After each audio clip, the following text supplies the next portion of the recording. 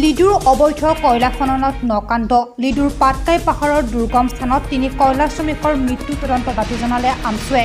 উচ্চ নীলিম পাটকাই পাহাৰৰ অবৈধ কয়লা খনিত এতিয়া মৃত্যুৰ কেৰিলি তিনিচুকীয়া জিলাৰ অসম অৰুণাচল প্ৰদেশৰ সীমান্তৱৰ্তী লিডুৰ পাটকাই পাহাৰৰ দুৰ্গম স্থানৰ এটি অবৈধ কয়লা খনিত সংঘটিত এক ভয়াৱহ বিস্ফোৰণৰ পিছতে বিষাক্ত গেছ নিৰ্গত হৈ তিনি শ্ৰমিক মৃত্যু হোৱাৰ ঘটনাত তদন্ত দাবী জনাইছে আমছুৱে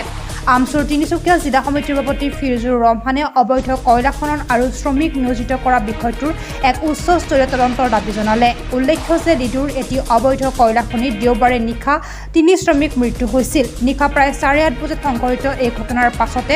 অবৈধ কয়লা খনিত নিয়োজিত মালিকে নিহত শ্ৰমিককেইজনৰ মৃতদেহক লৈ কৰা কৰ্মকাণ্ডই সকলোৰে চকু কপালত তোলাৰ লগতে পুনৰ অসম অৰুণাচলৰ সীমান্তত অব্যাহত থকা চোৰাং কয়লা অবৈধ বেসাৰৰ কথা উদঙাই দিছিল অসম অৰুণাচলৰ সীমান্ত মালৌ পাহাৰত কয়লাক লৈ চলি থকা ভয়ংকৰ তথ্য সংবাদ মাধ্যমত প্ৰকাশ পাই আহিছিল যদিও অতি দুৰ্গম পাহাৰীয়া অঞ্চলত হোৱা বাবে জিলা প্ৰশাসন তথা আৰক্ষী প্ৰশাসনৰ চকুত ধুলি দি একাংশ কয়লা মাফিয়াই অবৈধভাৱে কয়লা চোৰাং বেহা চলাই গৈছিল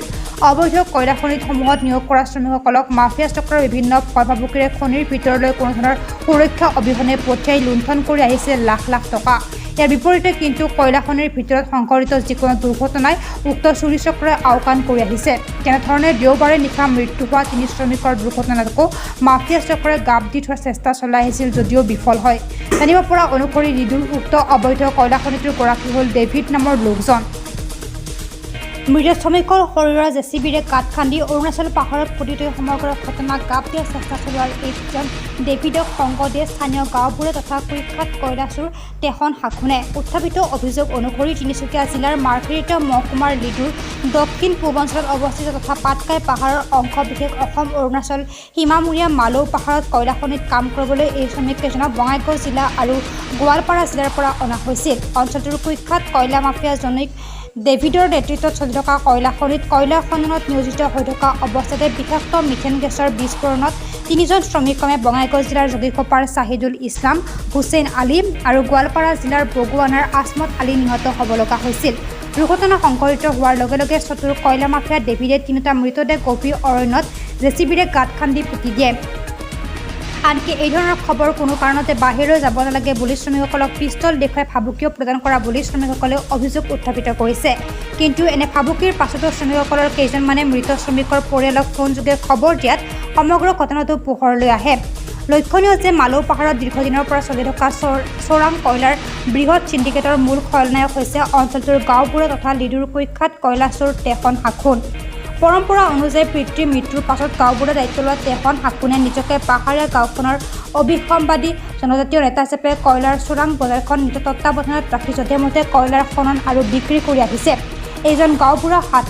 হাকুন শেহতীয়াকৈ কয়লাৰ বৃহৎ ভাণ্ডাৰ থকা পাহাৰখন অৰুণাচলৰ বুলি দাবী কৰাৰ লগতে অসমৰ ভূমিপুত্ৰ সদৃশ তাংছা জনজাতীয় লোকসকলক অৰুণাচলী বুলি কৈ পৃথকতাবাদী চিন্তাৰ পৰিৱেশ সৃষ্টি কৰি আহিছে কয়লাৰ মুক্ত লণ্ঠন চলাই থকা হাকুনৰ সহযোগতে অবৈধ কয়লা খনিৰ স্বত্বাধিকাৰী ডেভিডে তিনিজনকৈ শ্ৰমিকক পুতি থোৱা ঘটনাই কয়লা খনিৰ নামত কি ধৰণৰ ভয়ংকৰ ঘটনা চলি আছে তাক পোহৰলৈ অনাই নহয় অসমৰ শ্ৰমিকক চলোৱা এনে ধ্বংসাত্মক কাৰ্যৰ তথ্য পোহৰলৈ আহিছে শ্ৰমিকৰ মৃত্যুৰ ঘটনাৰ লগত জড়িত 5জনকৈ লোকক আৰক্ষীয়ে গ্ৰেপ্তাৰ কৰাৰ লগতে ঘটনা তদন্ত আৰম্ভ কৰিছে আনহাতে ঘটনাৰ মূল নায়ক তথা অবৈধ কয়লা খনিৰ মালিক ডেভিডে বৰ্তমানেও পলাতক হৈ আছে যিহেতু বিষয়টো দুখন ৰাজ্যৰ মাজত জড়িত সেই তদন্ত গতিত কিছু অসুবিধা আহি পৰা বুলি জানিব পৰা গৈছে বিগত সময়বোৰত হোৱাৰ দৰে কেৱল পুথি খলিহনা জালত পৰে নে ৰৌ বৰালি জালত পৰিব সেয়া পৰৱৰ্তী সময়তে লক্ষণীয় হ'ব news desk report Assam live 24 any Ledo থানাৰ অন্তৰ্গত ঝৰ্ণা বস্তিত যি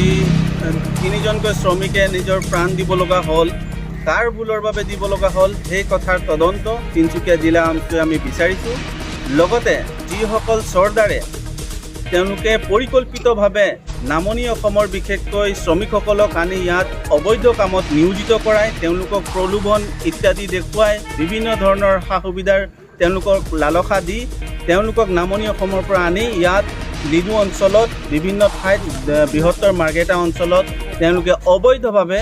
শ্ৰমিক নিযুক্তি কৰিছে। এই শ্ৰমিক নিযুক্তি কৰা কাৰ্য বন্ধ হ'ব লাগিব। দ্বিতীয়তে যিসকল স্বত্বাধিকাৰীয়ে তেওঁলোকৰ মুনাফাৰ খাতিৰত শ্ৰমিকৰ জীৱনৰ সৈতে বিনা